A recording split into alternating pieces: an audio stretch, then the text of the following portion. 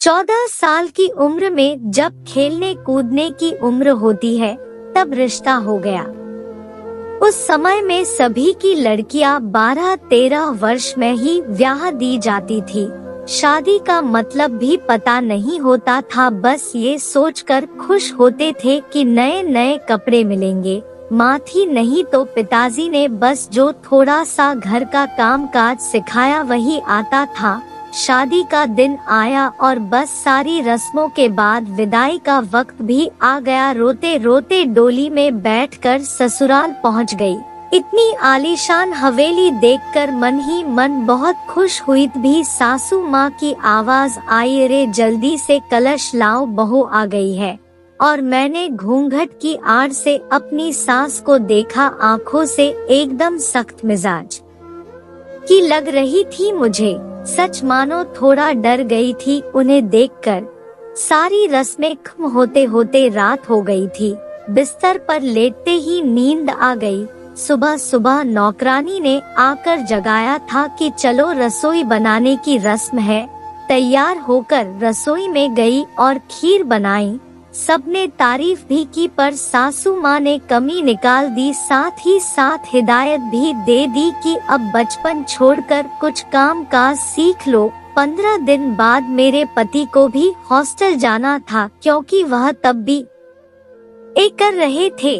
खैर अमर भी हॉस्टल चले गए और मैं अकेली रह गई अपनी सास और ससुर के साथ। बीच बीच में अमर चिट्ठी लिखते थे पर पहले सासू माँ पढ़ती थी, बाद में मेरे पास आती थी। उम्र कम होने की वजह से इतना फर्क नहीं पड़ता था। मेरे अकेलेपन का साथी था आम का पेड़। हाँ, वही आम का पेड़ जो हवेली के पीछे के आंगन में लगा था। उस आम के पेड़ के नीचे एक कच्ची मिट्टी का कमरा भी बना हुआ था, पर वो पेड़ फल नहीं देता था, इसलिए सारे हवेली वाले उस पेड़ को बाज कहते थे। पर मुझे न जाने क्यों उस पेड़ से बहुत प्यार था।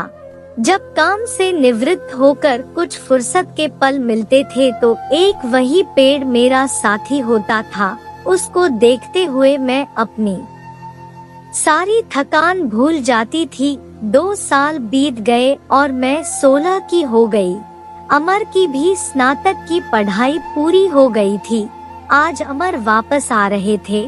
सासू माँ सुबह से ही तैयारी में लगी हुई थी। खुद ही रसोई में जाकर सारा जायजा ले रही थी। मैं भी बहुत खुश थी कि अब मुझे अकेले नहीं रहना पड़ेगा। 16 श्रृंगार के साथ में पूर्ण स्त्री की तरह महसूस कर रही थी। आज मांग का सिंदूर कुछ अलग ही लालिमा लिए हुए था। शायद वह लालिमा मेरे चेहरे पर भी दिख रही थी। तभी तो मेरी सास ने मुझसे कहा कि जा अपनी नजर उतरवा ले, अमर आ गए हैं। हवेली की हलचल से पता चल गया था। मुझे खाने पीने से निवृत्त होकर सब आराम करने चले गए।